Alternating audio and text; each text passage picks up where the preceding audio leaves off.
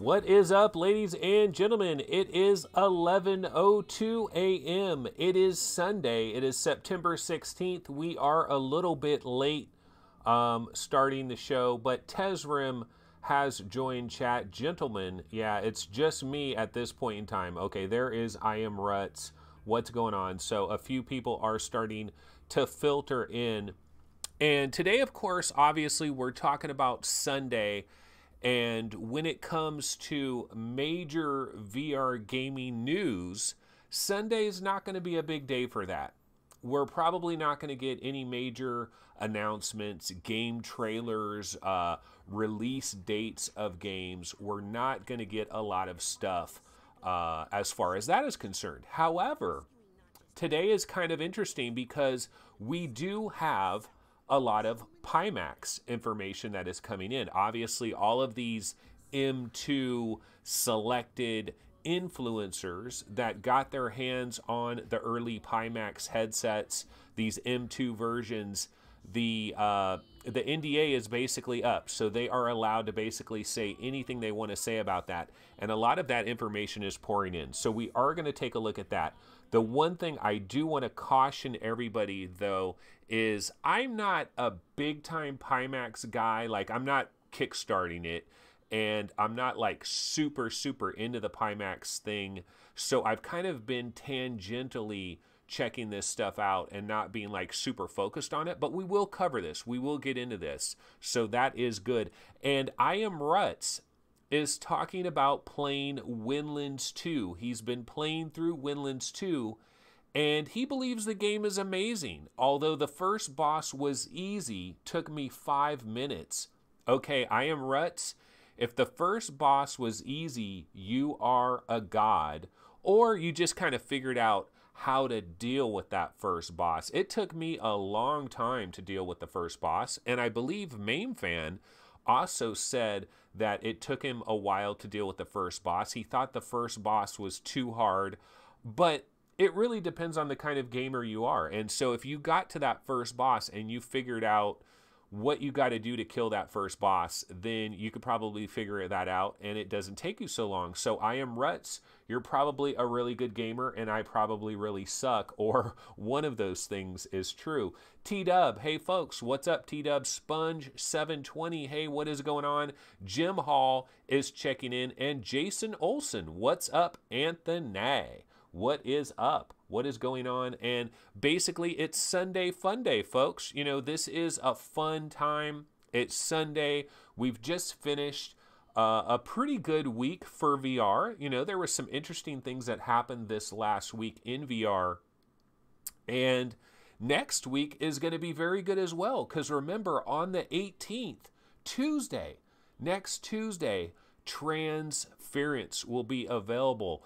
Blind will be available. Downward Spiral Aura Station on PlayStation VR will be available. Unearthing Mars 2 will be available. There's a number of games that are coming out on September 18th, next Tuesday. So we got some good stuff happening next week.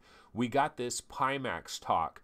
But you know what I wanted to get into today, guys, is I was worried that there really wasn't going to be much to talk about today. I know we have the Pimax stuff, and we'll get into that. But I also wanted to talk about what I think are the best VR games that have released over the most recent months.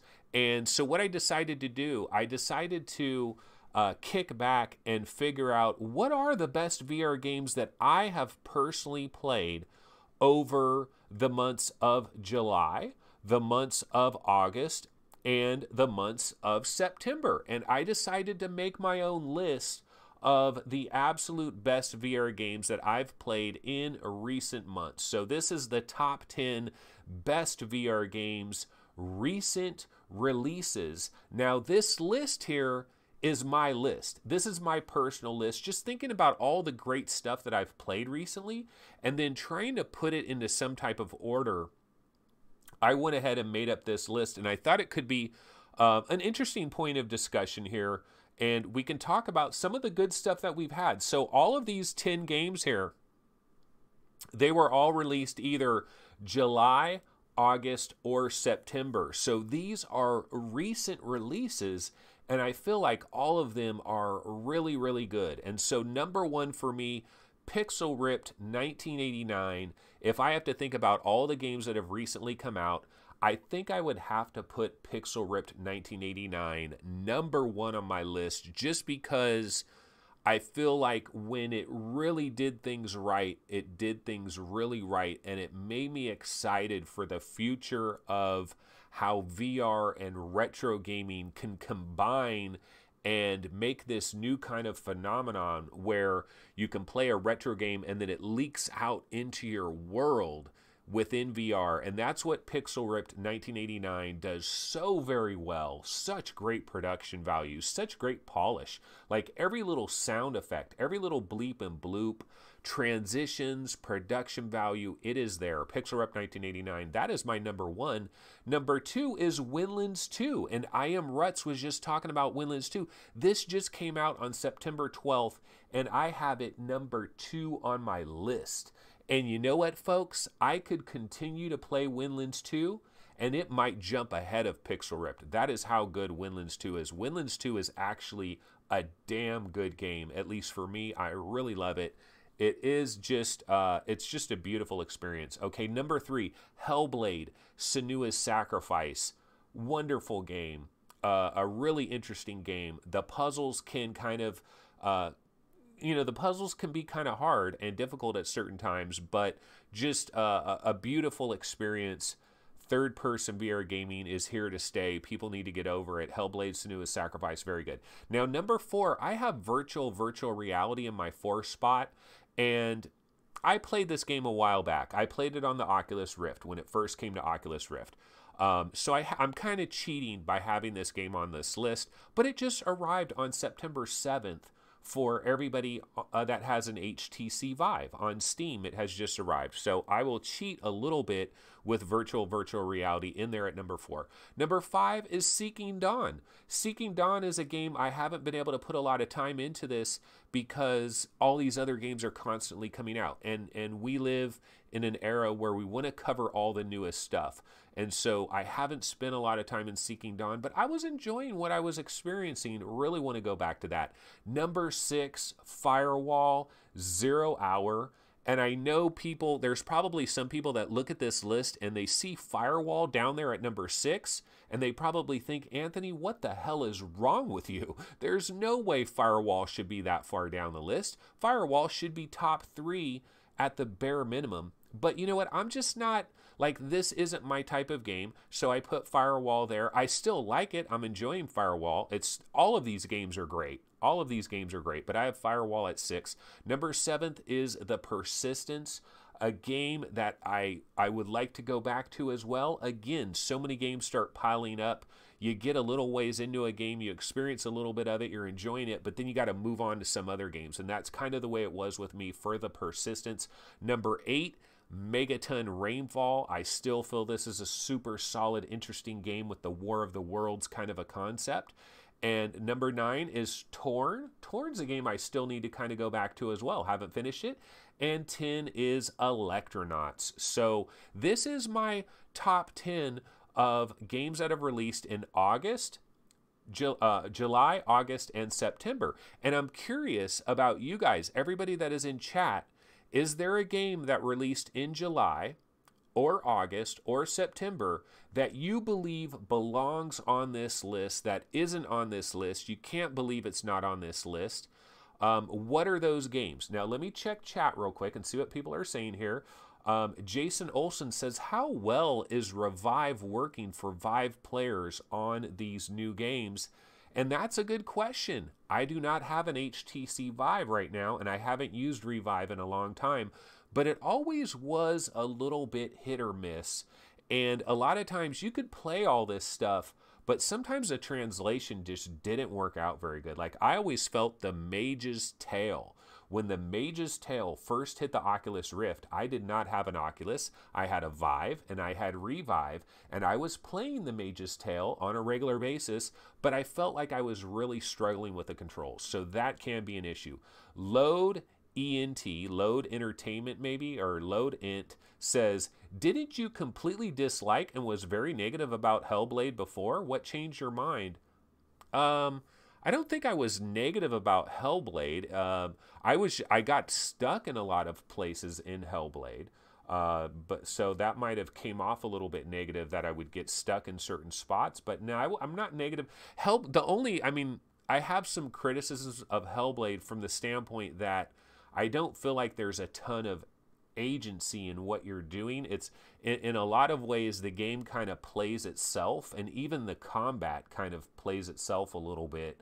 It's kind of, the Assassin's Creed kind of a combat thing. But no, I like Hellblade. I do like Hellblade. And Jim Hall says, I've only played one game on that list, VVR, on my lowly go, waiting to hear from Oculus Connect 5.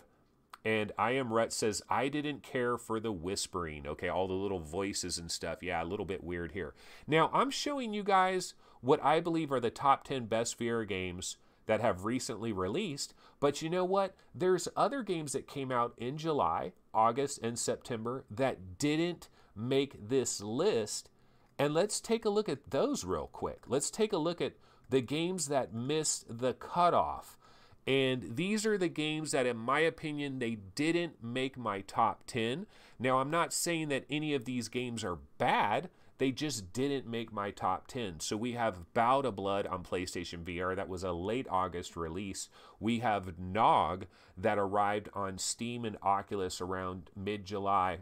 Tea Time Golf, very late August release. Not a bad game by any stretch of the imagination. So if Phil Yarn checks in, don't get too pissed off about that. Marvel Powers United VR, probably the most disappointing game of the bunch, to be sure. That released on July 26th. It is not in my top 10 whatsoever. Unknown Fate, the jury's still out on that. I need to play more of that. It didn't make my top 10 list. That was September 6th. Kiaru and the Elixir of Life, which I've been playing that recently. Very interesting. Didn't quite make my cutoff, but again, haven't had a ton of time with it. So maybe it could jump into my cutoff with more play. And then Vroom Kaboom on August 14th. So these are the games that missed the cutoff for me. So basically, this is just kind of a topic I wanted to throw in there. What are the best games of July, August, and September? And, I went ahead and gave you guys my top 10, and then what are the games, and then the games that missed the cut. So basically, that is a topic that we can get into. So throughout this show today, if anybody wants to mention anything that they've played in July, August, or September that is really big, didn't make this list, we can talk about that, or we can get a little bit deeper into the talk about some of these other games. Okay, now let's switch over to Pimax. And so I grabbed a MRTV video, and I grabbed a small segment of that video where Sebastian is talking about these Pimaxes. It's just like a 3-minute clip, but let's go ahead and check this out. Let's go ahead and take a look at this. I'm going to fire this up. I have not seen a lot of this Pimax information today. I'm late to the party. I had to go to a breakfast thing. I have not looked at the news, so I'm a little bit late to the party. So let's go ahead and check this out, and then we can discuss it together. Okay, here is Sebastian. Of the Pimax 8K and the Pimax 5K Plus coming up.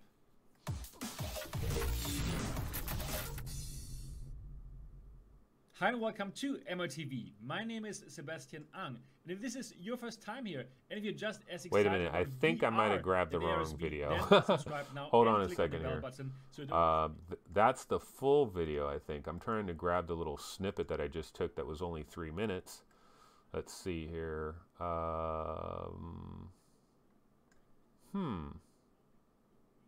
Yeah, this is only 3 minutes. This is weird.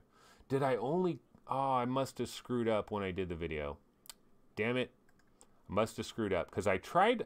what I was trying to do is just take a little 3-minute section the answer is of... a resounding yes. Of this video. But we can listen in real quick and just see what he has to say about it. Pimax 8K and the Pimax 5K Plus coming up.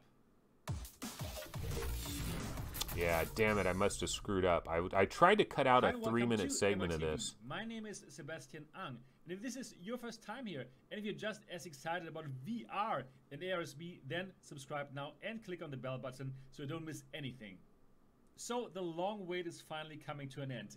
These are the final versions of the Pimax 8K and the Pimax 5K Plus that will be delivered to backers and that the general public will be able to purchase really, really soon.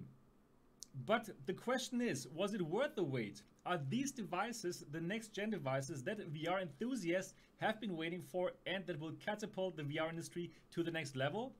The answer is a resounding yes. I'm happy to tell you. A resounding yes. Okay, yeah, I screwed up. My apologies, folks. I tried to cut a small little segment out of the video where he was showing, he was basically showing like the different resolutions and like comparisons of the resolutions and stuff. And so what we can do though is I do have a website up here where Voodoo DE is giving his take on it. This is over here. This is on the Oculus forum. And they do have a bit of breakdown of all the different things about it. Design, comfort, weight, installation and setup, display, text reading, colors, black values, screen door effect, field of view, the glare, the distortion, the sweet spot tracking. Really nice breakdown here. So definitely you can go over to the Oculus subreddit and Voodoo DE's review of the Pimax. This is a pretty good breakdown here. And some of the things that I did notice initially, so glare God rays or glare effects are as good as not visible. A really great job by Pimax, much better than the Rift or Vive Pro. So that is nice. Only very small God rays visible. That is really good. And then of course the lenses, the distortion. This is obviously one of the big problems. And basically the deal is that, well, this guy's saying he basically got used to it. He doesn't really notice it anymore. Yes, it is there, but that eventually you'll play the game and within a matter of minutes, you'll forget about the distortion at the outer edges. Of course, you can also change the size of the field of view. You can lower it a little bit and then you can get rid of the distortion. Now, one of the things they did say here is that distortion is more noticeable in games where you turn and move fast, like Pavlov, Onward, Skyrim, where you're constantly turning. And in games where you sit and don't look to the side very much, like a racing simulation, you will never notice the distortion. And there wasn't a difference between the 5K Plus and the 8K because they have the same lenses. And then, of course, we did hear about the sweet spot for these Pimax headsets. And apparently the sweet spot is gigantic. It is one of the biggest sweet spots out there. There are IPD settings. You can go between a range of 59 and 72. My IPD is way up there at 72. So that is good that it runs all the way up there. And then we have all these different benchmarks, cleaning them, I mean, just anything you could possibly imagine. Motion sickness. No difference for him between the Vive Pro, the Rift, and Pimax with motion sickness. Bottom line, in the conclusion, is the Pimax did a very good job. The big field of view is an absolute blast and kills every other consumer headset on the market. They're not talking about the ultra expensive Star VR or the X-Tau, but he's saying basically the Vive Pro is totally killed in his opinion. No one needs it anymore. Now, what is one of the worst things though is the black levels. And where is it on here where they get into the black levels? The biggest disadvantage of the Pimax headsets, areas that should be deep black, are more gray-white on the Pimax LCDs, and that doesn't look very good on dark games like horror games or something like Elite Dangerous. You can play the games, of course, but it kills the immersion a little bit. Now, to me, this is a bit of a Debbie Downer for me as far as I'm concerned in regards to these black levels, because one of the things that I have noticed, in regards to these modern day headsets, and like on the PlayStation VR, on my Oculus Rift, basically all these different headsets, you'll be in these different experiences where you would like everything to be really black so it can get you into the experience, and it's not very black, and you see the Mura, you see this like greenish colored star field, like these little specks, these little dust specks that are kind of greenish on a black background. That is Mura, and we have to deal with Mura. On PlayStation VR, it can be very disappointing. On the Oculus Rift, it's not very good either. Same thing with HTC Vive. We don't really have a great headset from a standpoint of giving us these really inky blacks, these really dark, vibrant blacks, which is truly unfortunate because a lot of times in a lot of these VR experiences, they want you to feel like you're in a complete darkness situation and then bring you into the light. But they can't do that. They can't give you that sensation because you're seeing the Mura. Now, here's the thing. When you get these Pimaxes, and it's LCD, which is one of the reasons like PlayStation VR is LCD, I think, right? Is it an LCD that's in PlayStation VR? I think that's one of the reasons the Mura is so much not very good on PlayStation VR. And that's going to be a bit of a problem here. You're not going to want to play a lot of horror games and a lot of dark games that kind of try to give you that kind of atmosphere with these Pimaxes. That's a bit of a Debbie Downer, but that appears to be pretty much, that and the distortion appear to be pretty much the big deal here. But basically the bottom line with pretty much everybody that has been talking about this is that once you try these out and use them for a while, you're not going to want to go back to a regular headset. So that sounds very good. That does sound very good. We've also have some information here. Let me switch over to this right here. We're talking about the text reading. Most people will think it's much better to read small text with the Pimax headsets as they have a lot smaller screen door effect. And he's saying that's right, but you have to notice that you need a really high resolution to do this, and it's going to be a problem for now, as the graphics cards won't have this kind of performance on most games. On a medium resolution, you will see it on the 5K Plus as good as the Vive Pro. It's also very important that the Pimax 8K will need an even higher resolution than the 5K Plus to see small text clear. So basically, what it sounds like is the biggest downsides with this Pimax is going to be reading small text, and it's going to be the lack of like really legit blacks. And then there also, of course, is this distortion at the edges, and that appears to be the major problem there. PSVR is OLED. Okay, it is OLED, but PSVR does not have very good, like the big problem with PSVR, in my opinion, is really the Mura. Like, it's got pretty bad Mura. So that's kind of what we're hearing here about this Pimax. And if I switch over here, let's see, I had yeah, okay, so Road to VR. If we go over to Road to VR, they have this story about the Pimax 8K pre-production previews are emerging from select backers, and basically a lot of the same information. Here's an example. You can see the Pimax lenses compared to, say, a Vive Pro. This is courtesy of Thomas Voodoo DE Porsche, which I'll probably be mispronouncing. But yeah, we're getting some information here. The 8K runs at 80 hertz, 5K Plus is at 90 hertz. And he tried it out on a 1080 Ti with the Core i7 8700K, 32 gigs of RAM, and ran a series of benchmarks using popular VR titles running at medium settings, and found that none of them were able to maintain the headset's native refresh rate on average, meaning graphical settings would need to be further reduced. So that's the good news. I mean, well, the good news is basically you're going to need a 2080 Ti. If you really want to push this stuff, you are going to need a 2080 Ti. So that's kind of what we're looking at there. Okay, so TidyBoy72 says, I watched Sebastian earlier and I'm completely convinced on the Pimax 5K, the 5K Plus, right? It's exactly what I've been holding back for. It's exactly what he's been waiting for.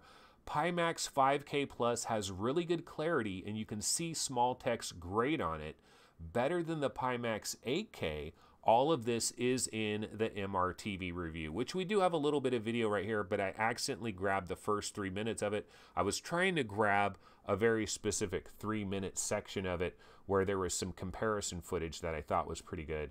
Somehow screwed up on that. Tidyboy72 says he doesn't care about the blacks. I don't know. I think you are going to care about the blacks when you get in there. Sar in says, I have no opinion regarding blacks. It might be overrated, but I guess other second gen might nail it plus FOV. Currently, I think 5K plus will be a good product. Sar in, so you are a Kickstarter backer. Were you able to switch over to the 5K plus? So is that what you're going to be receiving, the 5K plus? Because that seems to be where to go. I think a lot of people, based on what a lot of people are saying, I think the 5K plus looks like the headset to have until somebody else can do better than that. Like it looks like I'm thinking the 5K plus is a great bridge the gap kind of a headset until we see what Oculus has with CV2, until we see what HTC has with a legit 2.0 Vive, a legit next-gen Vive. Okay, Sar-In says he ordered the 8K plus the 5K, but he thinks he's going to downgrade to 2 5K pluses. And I Am Rhett says, my concerns is they will change the 5K plus tomorrow when they need to copy someone else another company releases. Yeah, I mean, you know, we can get into that. My negative concerns on Pimax is all of this sounds like great news. Like we're hearing all of this really good news about the Pimax right now. But one of the issues that we have to remember about this is that they're hoping to deliver this by like December, by January. So I kind of want to wait and see, like, when are they really delivering this? Like, when is it really going to happen, this 5K plus model? When are people really going to have their hands on it? When are thousands of people going to have our hands on it? Because one of the things that I've done for myself personally is I'm just not getting very excited and hyped up about this, because I'm kind of like, prove it to me. Prove it to me that you're going to deliver thousands and thousands of these. Prove it to me that they're going to be working great for a number of months. You know, prove this stuff to me. And I kind of like seeing is believing. And so I kind of want to wait until these things are actually out there. They're actually in people's hands. They actually get it. Sar-In says, they say end of September 2018, but I'm not holding my breath. But I read somewhere else. I know I read somewhere else that they're hoping that, I mean, Sebastian talked to the president of Pimax, and he was talking in Mandarin and everything. And they said that they really want to try to get the headsets to their backers prior to Christmas, and that they were like 90% sure that they will be able to get this headset to their backers prior to Christmas. Okay, and so will it really happen? You know, yeah, Sarin says 90% should get it by end of the year. And I'm just kind of, right now, I'm kind of in the opinion that prove it to me, you know, kind of is what I'm waiting for. And so, you know, I know that your backers, you're obviously super excited. You're super jazzed because it looks like this might actually break for you. And this might be a really incredible, awesome situation.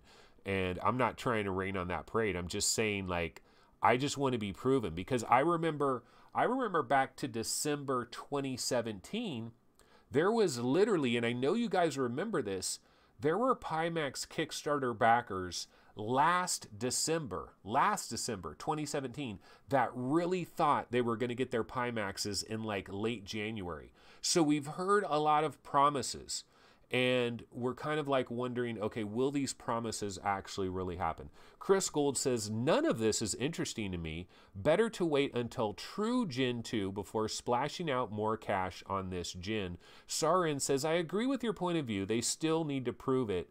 Sponge720 says, I won't get this either, but I like it's putting pressure on Oculus and Vive to step up their Gen 2 headsets. That is a beautiful thing. I mean, regardless of what you believe about Pimax, some of these reviewers are saying, like, they're literally saying that these Pimax headsets basically kill what we currently have. That once you start using this on a regular basis, you're never going to want to put a Vive on again. You're never going to want to put an Oculus Rift on again, because you are going to be taken to a new world, a new plateau, and you're not going to want to go back. You're not going to want to downgrade. That these have changed the game. That's what a lot of people think. And the good news about that, even if that hype is a little bit overrated, that hype is going to trickle over to Oculus. It's going to trickle over to HTC. And they do have to think about, does this change the game a little bit? You know, Oculus, they need to get their hands on one of these things.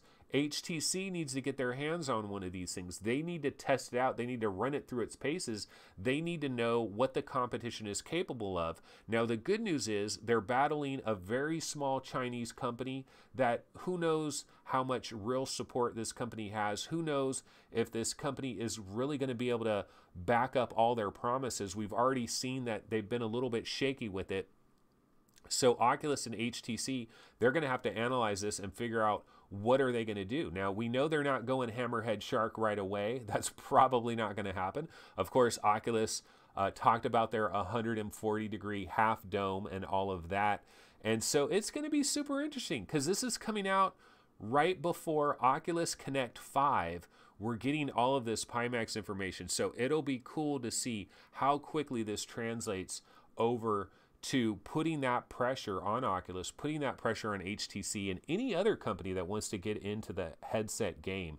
Chris Gould says, if we knew what was being developed now behind closed doors, we would not be interested in this.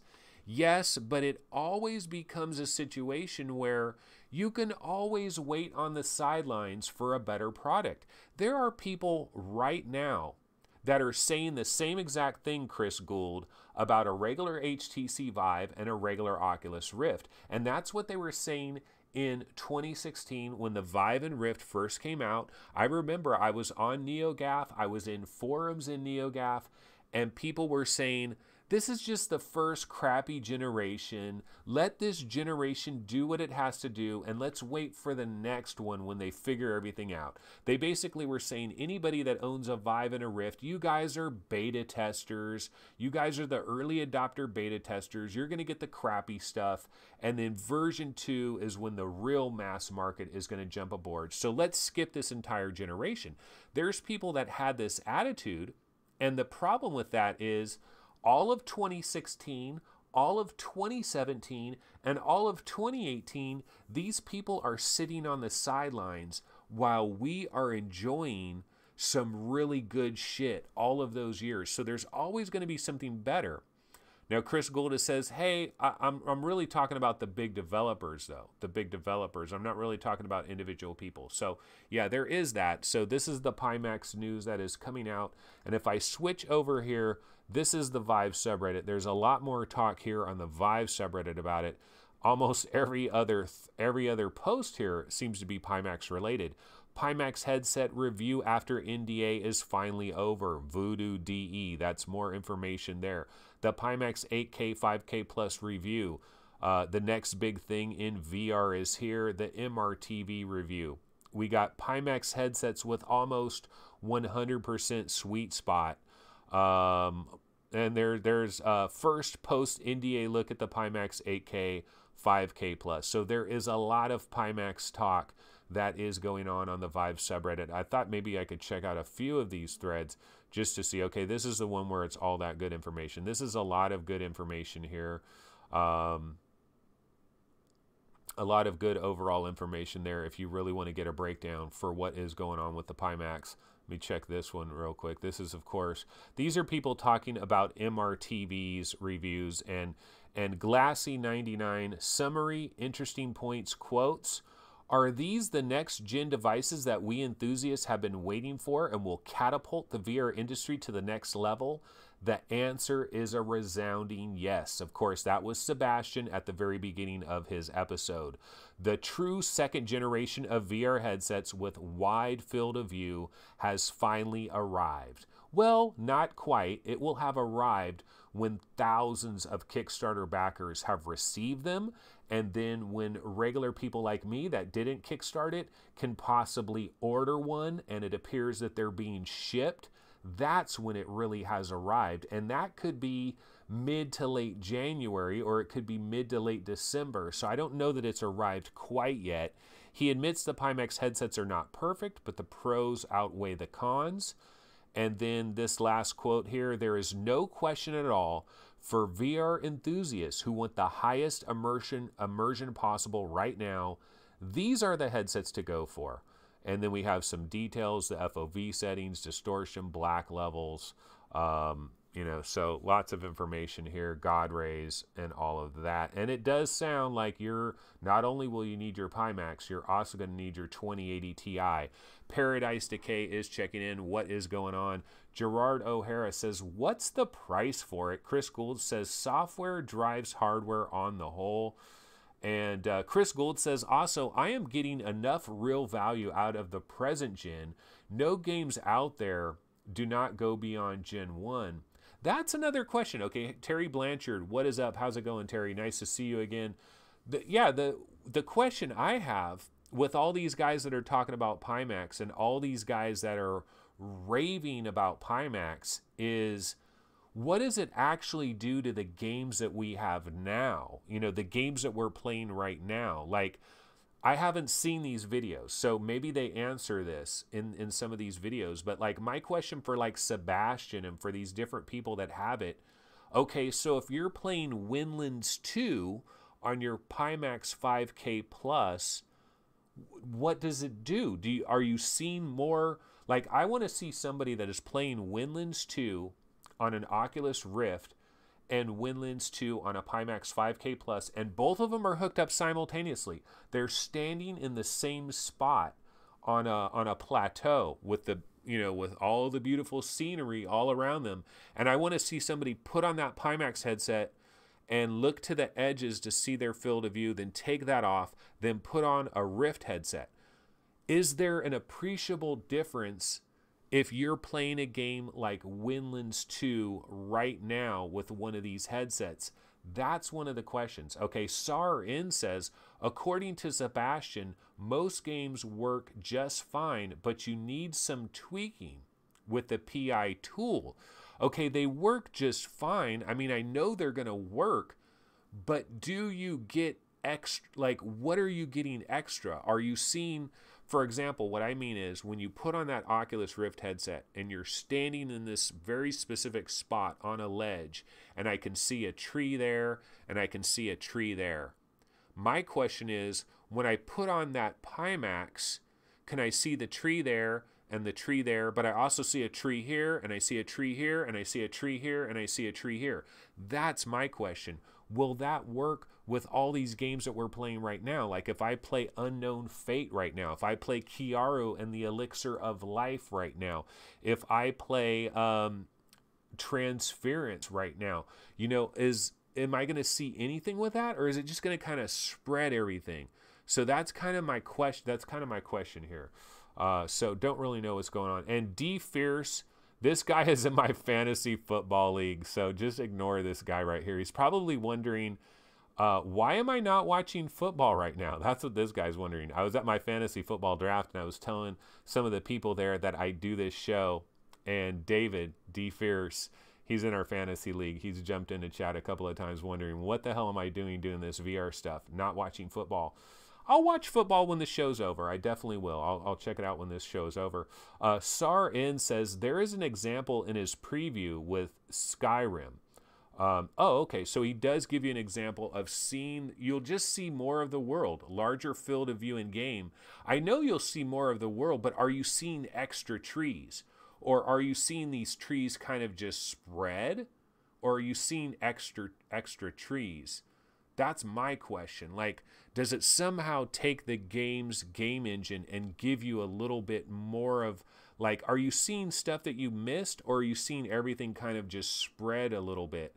Like, are we in this reality with short, fat people or tall, skinny people? Jim Hall says, yes, extra trees. So if you really, really, really do get extra trees, that is kind of cool. That makes me want to check this out. That makes me want to see it. That is the Pimax 8K.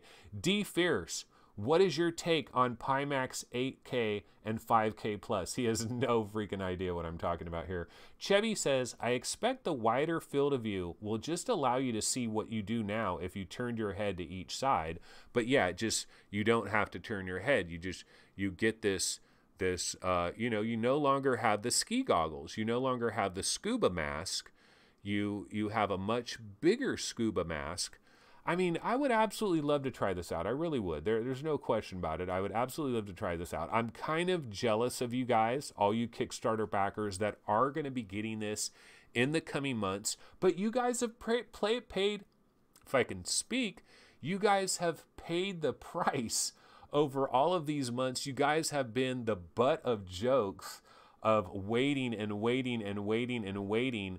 And so now you guys are going to be able to rub it in our faces with your extra field of view when you actually do get these things. Shirzad Khan City says, if the game is trash, you'll see extra trash. But that's cool though. That is super cool though. There's value in that, in my opinion. If I'm legitimately seeing more of the world in almost every game I'm playing, that's pretty fucking badass. That's pretty cool. So I will give Pimax a little bit of love from that standpoint. So I'm going to go back to the web browser real quick here and just see. So see if there were any other things that jumped out to me. Now the performance, I mean, here it is, short version. You at least want to have a GTX 1080 Ti, and that is bare minimum. So you really got to jump into this game with a little bit of cash to burn, because you need that GTX 1080 Ti, and you're probably going to want to jump up to something much better. You know, you're probably going to want to jump up to a 2080 Ti, a 2080. This is where you're going to need that power. Now here's the 90 hertz versus 80 hertz. No difference can be seen unless you are superhuman. 5K Plus is 90 hertz, but he measured it to actually be 91 hertz, while 8K is 80 hertz. At the same settings, the 5K Plus will look better than the 8K. You could increase super sampling for the 8K, but that will require even more GPU power. So it really sounds like the 5K Plus is the one to get. Vive Pro at least has an OLED. So yeah, Vive Pro has better black levels versus improved screen door effect, improved sweet spot, improved God rays, improved horizontal and vertical FOV, improved microphone, an actual headphone jack, hand tracking, eye tracking, lower price tag, native Oculus support. The eye tracking and all that, you know, that's coming later. So I don't know that we really can get hyped about the eye tracking part of it. I don't know that we can get hyped about the eye tracking part of it. And let's see, if we bounce over to Oculus, oh, you know, here is a bit of news. This is pretty big news, actually. NVIDIA has delayed the RTX 2080 Ti by about 1 week.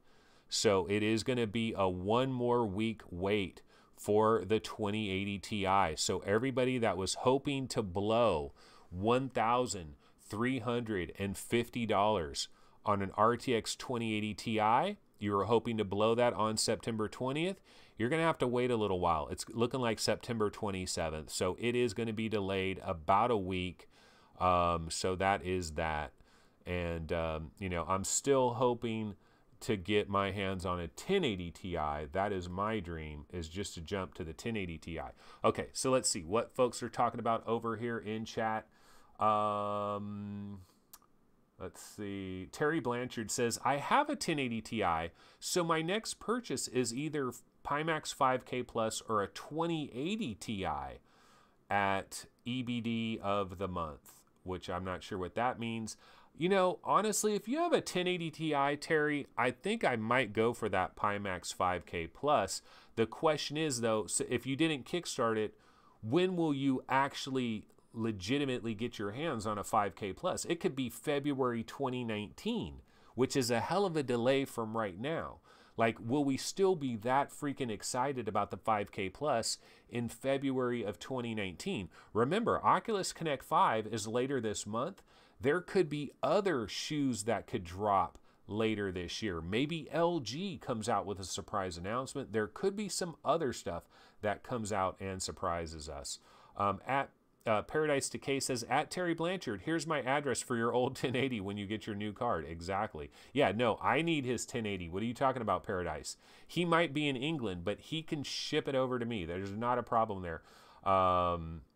Oh, Terry Blanchard says his brother has dibs on it already, so there's that. And Chris Gould says, every time I get the prices on new GPUs, I feel like running back to console gaming.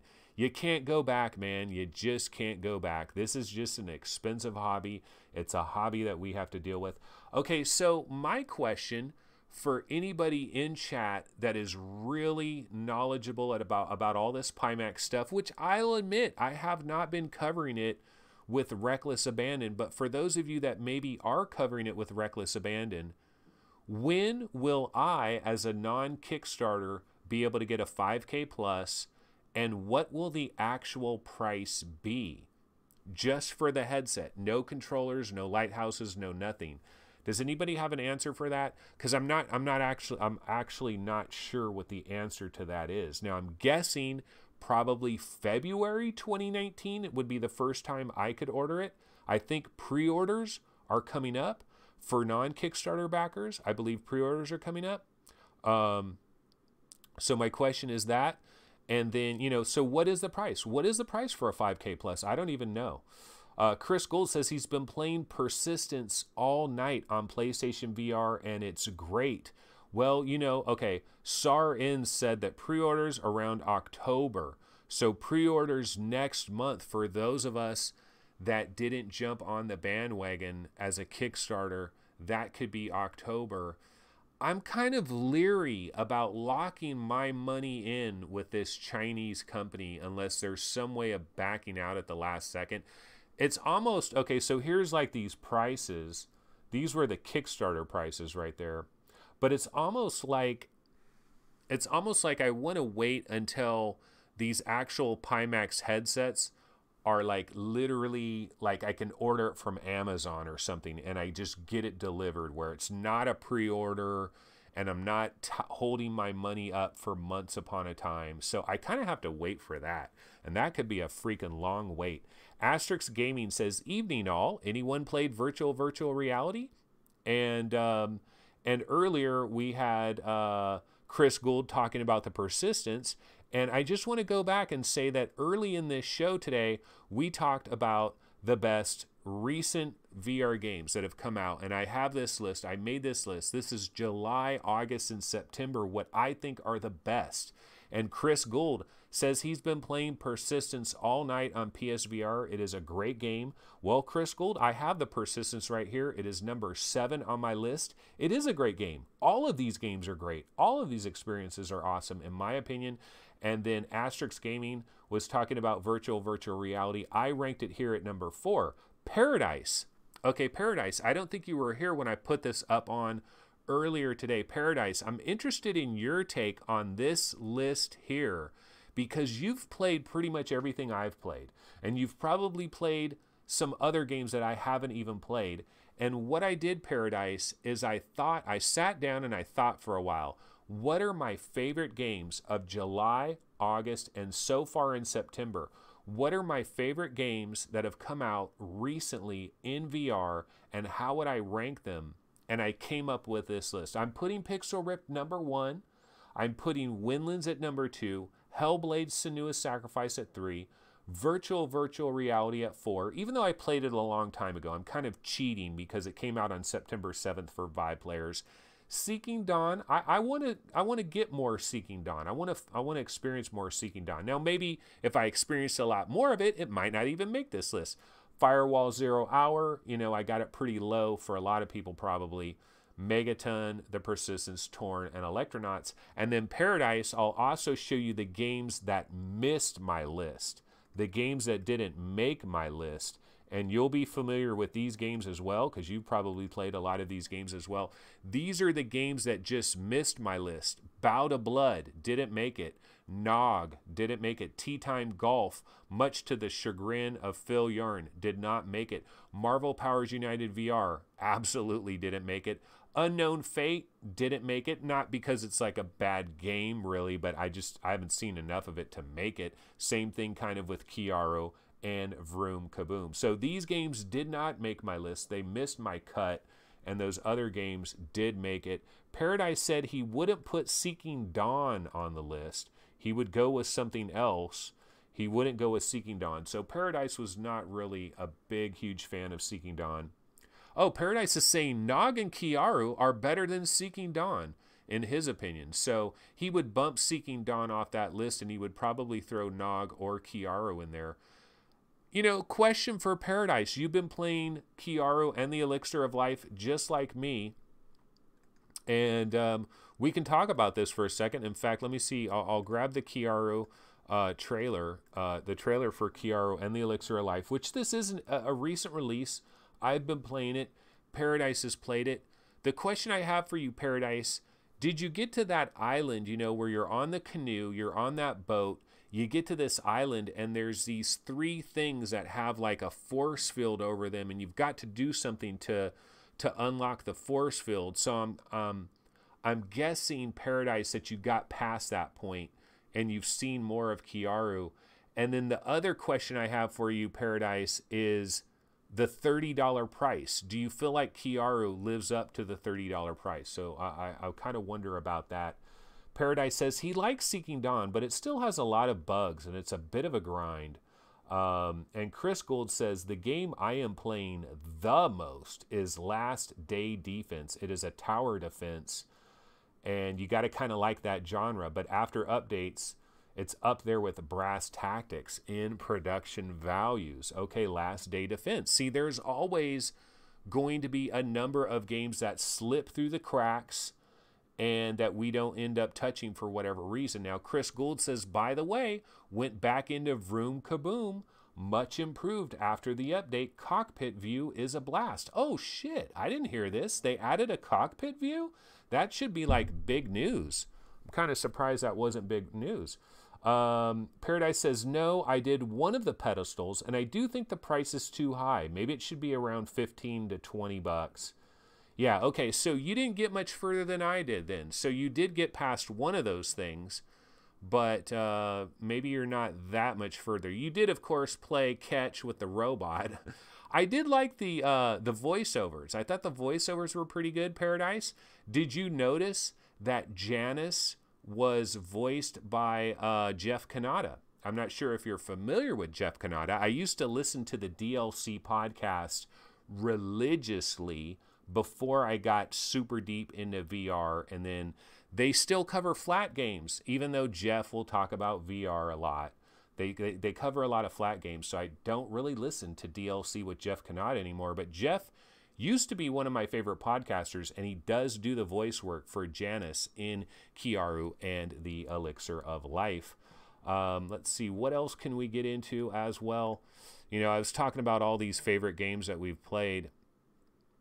And, oh, you know what? The other day, I was looking for a Falcon Age reveal trailer. I couldn't find it. Let's throw this on for a second.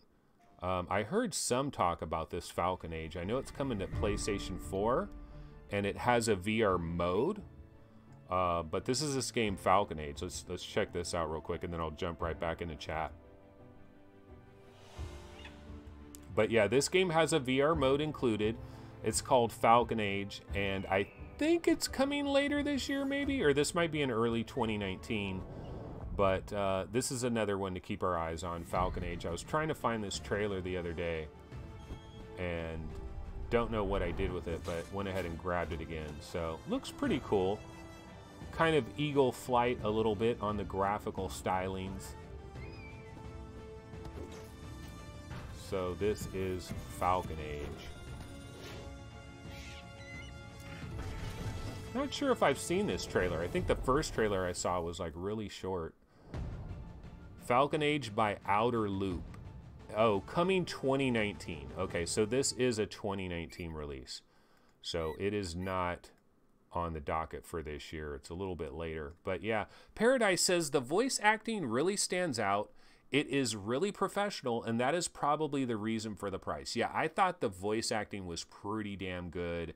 And Paradise, I'm not sure if you agree with me, But I also feel like there's a very artistic kind of feel for Chiaro and the Elixir of Life, from the standpoint that it's not so much just a game. It's kind of like a work of art, and it's kind of like a point and click adventure. You know, it's a good exploratory thing. It's a good exploratory thing. T-Dub says, did anyone try to beat MameFan's top score in Wolfenstein 3D? Yeah, we remember MameFan was up there at number 1. And Chris Gould says it gets those good ratings for a reason. I don't remember which game he's talking about here. He's talking to SAMIK81. And, he's saying you got to try LDD, which is, I think, that game he was talking about where it is kind of a tower defense style game. Okay, so you know what? We are about an hour in, folks. I thought maybe we can take a quick look at the various websites to see if there are any last-minute stories. Of course, you know, this is Sunday, so pretty doubtful that we're going to have any major last-minute stories at this point in time. And in fact, if we go to Upload VR, they're talking about the biggest PSVR releases of the week and VR game releases for September, this Metal Slug thing. So they have not really updated anything in a little bit of time here. And then if we go to Road to VR, let's see what Road to VR. Road to VR does have this Pimax story where they have the information from the backers. They also have this story here. This is actually news that we have not reported on. Synaptics has revealed a VR display chip which is targeting 1000 PPI and foveated rendering. So this, of course, is Road to VR. So make sure you give Road to VR a little bit of love, bounce over there and check out their stories. But Synaptics, a developer of input and display components for computers, smartphones, other devices, recently introduced a new version of its Clearview display driver chip for use with head-mounted displays. And so that sounds good. We'll have to see what happens with that. Synaptics says they're currently sampling the new VR-focused chip to potential customers. So hopefully they will find their way into future VR headsets as we move down the line. And Chiaro and the Elixir of Life is available now. And then Google appears to be ramping up research and development efforts for new and novel AR, VR lenses. So, of course, yeah, Google is definitely going to be continuing to work on that. See, this is the beautiful thing. Look at the number of Google AR, VR job listings. Like, bam, shot up dramatically in August of 2018. See, that's one of the beautiful things, folks, about this hobby that we're in. What we are into. Oh, Phil Yarn. Phil Yarn is checking in late. Phil, let me tell you something. I dissed your game, Tea Time Golf. I dissed it. And let me show you what I'm talking about here. Phil, I went ahead and I ranked my 10 favorite games of the last 3 months. Any game that came out in July, August, and September, these are my 10 favorite, right? Pixel Ripped, Windlands, Hellblade, VVVR, Seeking Dawn, Firewall Zero Hour, Persistence, Megaton, Torn, Electronauts. And I was saying that one of the games that did miss my cutoff was Tea Time Golf, your favorite, Phil. It missed my cutoff. Bout of Blood, Nog, Marvel Powers United, Unknown Fate, Chiaro, Vroom Kaboom. They all missed my cutoff point. Of course, everybody can't be in the top 10. I still like Tea Time Golf, but what I cannot wrap my head around, Phil Urine says, "Oh, nah, Ant, you didn't do this to me. How could you do this to me? Tea Time Golf got let off the list. That is not cool." But what I can't wrap my head around, I can't play golf with one hand. How are you guys playing golf with one hand? I can't play golf with one hand. And I have to play golf with one hand because I need some type of PVC pipe thing that puts my two controllers on it so I can hold it like I have a real, like when you do your golf, you hold your golf club, you have your thumbs lined up and you hold your golf club. Has anybody ever played golf, guys? That's how you hold your golf club. I can't do it with one hand. It just seems so wrong to me. Phil says he got used to it, I guess. So you just basically, Phil, you take one hand and you just kind of go like that? Are you basically going like that? Or do you put your other hand near it and just kind of go like that? I don't know how you do it. Okay, VR show. Epix, what's up? Epix is in the house. He's going to do a live stream on Pimax later today. Hey, Epix, check this out. While you're here real quick, Epix, hold on a second. Don't bounce away real quick. While you're here, check out this list. I made a list of my 10 best VR games that have released in July, August, and September. These are my favorite VR games of July, August, and September across all the major platforms.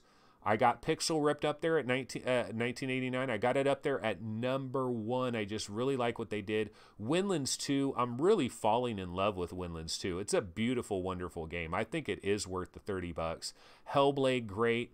Virtual reality, big fan of that. Seeking Dawn may be ranked a bit too high here. I have not played it that much, but I want to play more of it.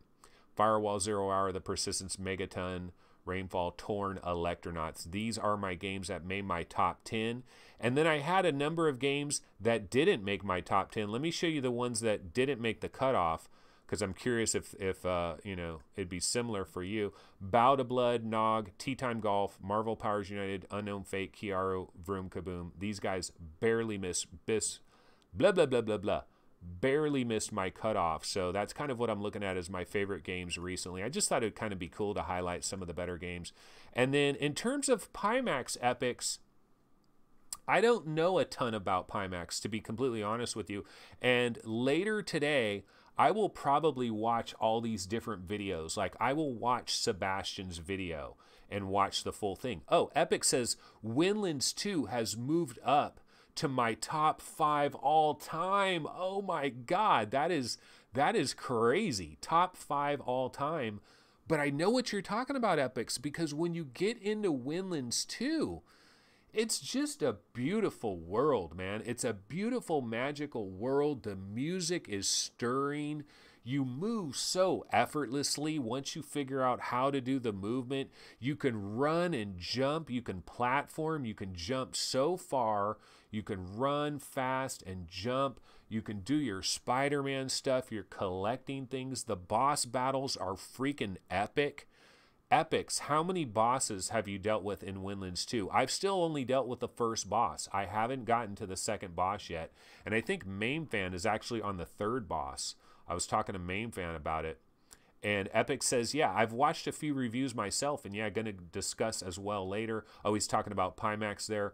And he's saying Windlands 2 rewards you so subtly, the better you get at swinging the game combat up. Yeah, it really is nice. Like, you really start to learn how to just flick.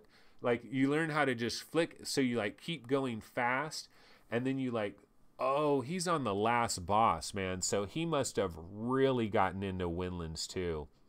And Paradise says, Anthony, Windlands 2 has a load of Easter eggs featuring VR YouTubers. Mike found his and a few others. Oh, that's cool. That's awesome. Chevy says, wow, I was going to wait for a sell on Windlands 2, but you guys are going to make me pay full price. You should have grabbed it on that pre-order deal. I'm telling you, Windlands 2, like, I don't have it ranked #2 right here for shits and giggles. It is a damn fine experience. It is well, see, I love being surrounded by a magical world, and it's kind of chill. It's kind of relaxing. You don't have to like Windlands 2, you can kind of just chill out and vibe in the Windlands 2 world. The bosses are intense, but the rest of it, you can kind of just vibe and chill out. Chris Gold says he's still on the fence with the Windlands 2 and Pixel Ripped. I am at the stage where if I buy more games, I will just not have time to play any of them. I totally understand what you're talking about, Chris, and I don't advise people to buy games just to stack up. You know, this is not a collect-a-thon.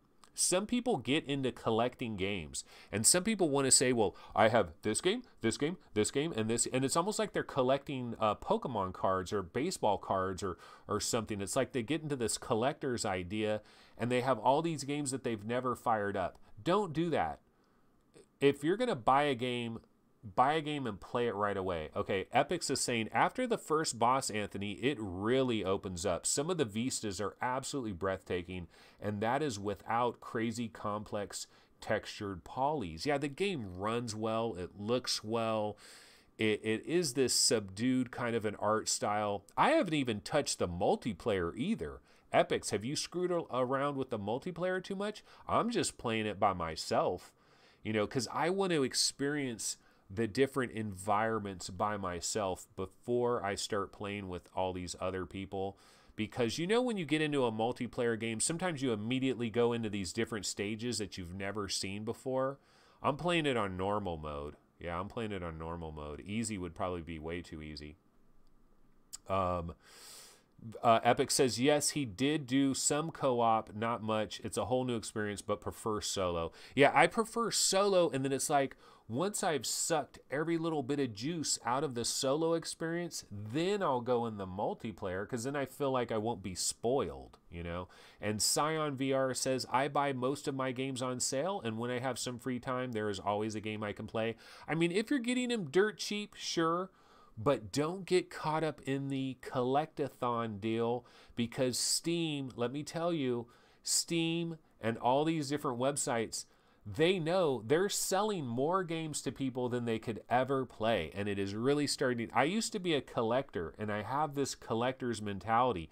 I have this hoarding mentality. My mom has a little bit of that, whatever disease it is, where you start hoarding things and things stack up. Like, I have that in my family tree. It's like a, you know, it's almost like having a disease or something. Like, you want to be very careful with that.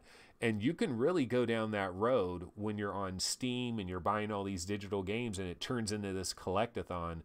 Be careful with that. I say don't buy a game until you know you're going to play the game. That's my opinion. Yeah, Epix knows what I'm talking about, the collector hoard mentality. And when I first got on Steam and I first got exposed to the Steam sales, it was kind of a collect-a-thon. You know, it's like buy every game there is. Person says, my favorite VR games are low poly, simple textures, which look good. There's less screen door. They look good. It's really nice. Paradise Decay says, everyone in chat, and Anthony, what is the one game you really need to finish that you haven't? He wants to finish Zing. I would say for me, it's on this list. It's Pixel Ripped 1989. I haven't completely finished Pixel Ripped 1989, and it really was my favorite experience that I was playing. That's why I have it #1 on this list. So for me, it's probably Pixel Ripped. But honestly, what we're talking about here, Paradise, that is called your pile of shame. And I have a pile that is higher than the freaking Empire State Building. My pile of shame is legendary, because I have so many games that I'm about 60 to 70% of my way through, that I need to go back and finish those puppies. But Epix, Paradise, you guys know what I'm dealing with here. Every day, new games keep coming. You guys are probably playing Blind.